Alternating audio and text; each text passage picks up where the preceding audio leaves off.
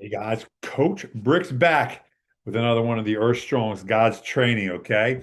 We talk about when it comes to this whole thing on Earth Strong is based on the spiritual, mental, and physical. Right. And I want to talk about the mental here, but not in the sense of, well, you got to have this mental, type training to get self-discipline and all that. I'm talking about the natural, the physical part of the mental part. Okay. And it goes to the brain. All right. I've taken a course on Alzheimer's disease, okay? What causes it, why it's caused, what we need to do, okay? There's also a gene which you can get tested for, okay, through the DNA test that I recommend. Okay, reach out to me if you want to know more because I think it's very, very important. It's a one-time test, and then hey, I'm at higher risk for X, Y, and Z. So as I tell you right now, I'm at higher risk for Alzheimer's. Okay, there's three different genes when it comes to this: the APOE3 gene, and the one is a normal gene, which your chances of getting dementia or Alzheimer's are low. Then you have one, the next gene up, which is, I think you're like 7 to 8 times more likely to get it. And there's another gene even worse where you're like 25. Now, does that mean you're going to get it? No. Okay, not at all. But at least you know ahead of time of what you need to do. Because when I deal with people that have Alzheimer's or dementia, it's sad because it's not only sad for them, but it's sad for the people around them because they forget stuff. They forget it. When they go full-blown dementia, they don't remember anything. You're kind of stuck then. I've never seen anything really work to get people out of dementia. Okay. We can mitigate it, reverse it before it gets there, but you got to be on top of it. And that's why I tell people this is a great test to get so then you can start working proactively so you don't have it because you're going to be a burden on yourself, but you're going to be a burden on your caretaker. And that's a lot of work that the caretaker has to go through, especially when you don't remember them anymore.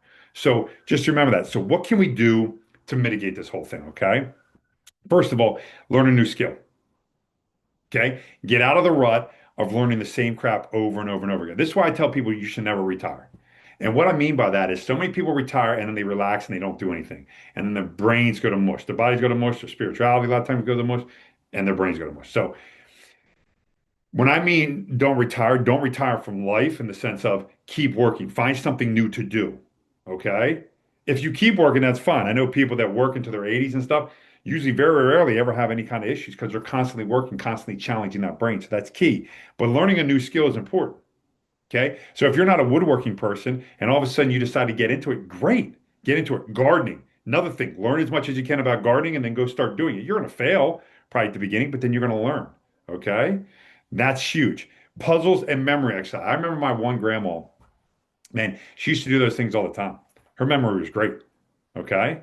It's just what it is. And I never really put two and two together until really thinking about it and taking this course and understanding it. That the people that used to do crossword puzzles when I was a kid, okay, they'd get them in the paper, or whatever, they'd sit there and do them as they aged, very rarely had any kind of dementia or Alzheimer's. Now, I also think it has a lot to do with our society today and all the chemicals and toxins that are in there. But I think they were onto something that they constantly challenged their brain, constantly kept it moving, constantly kept it doing what it was supposed to do with those things, the crossword puzzles, the games, all that kind of stuff. Huge puzzles. Okay. Another one, praying, meditating, huge stuff that we miss because we're in such a high rush lifestyle that we forget to take time to speak to God. Okay. It's what it's all about. God's training. Okay. He told us what we need to do to take care of ourselves. We just got to listen. But praying to him, right? Meditating on his word, reading the Bible, trying to understand the Bible, getting as much information as you can, talking to him. All these things are so important because it gets your brain and it gets away from all the crap that goes on. You can't control 90% of the stuff out there, probably even more. Okay. I can't change what the government's going to do because they're just going to do it. They don't care about you. They don't care about me. They don't care about anybody but themselves. So you just have to accept that, hey, listen, but I can pray to God. I can pray to God. I can do everything I possibly can to ask him to help you out, to do what you need to do, and sit there in a calm state. All right. Another one that they're finding out is very, very beneficial are racket sports. That's why I think pickleball's become so big. People have no idea because they think, well, it's an old person sport, but it's actually very good for the brain.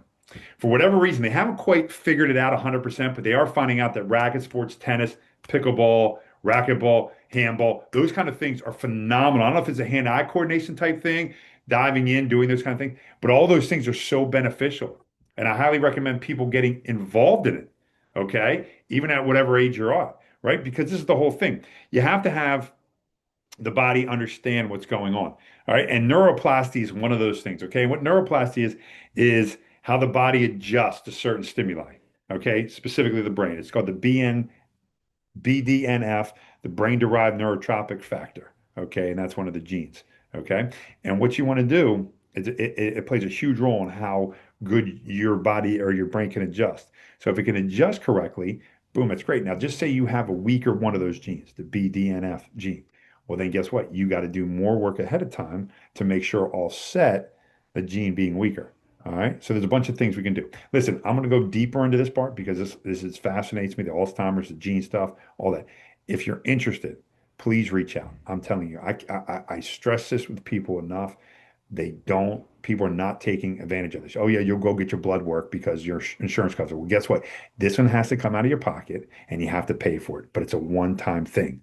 And then what you do is you monitor it through your blood test later on, just like I do. I paid for it. I did my stuff. I did my research. I did studying on it. I've taken courses on it. The DNA stuff is so beneficial in what I can tell people to do. And it also, not only this brain thing, but also, are you doing the correct exercise for you? We're going to touch on based on this. You might be doing exercise that your body cannot handle, and eventually it's going to hurt you in the long run. So we'll talk about that. Guys, reach out. Let me know how I can help. Have yourself a blessed day, and God bless you.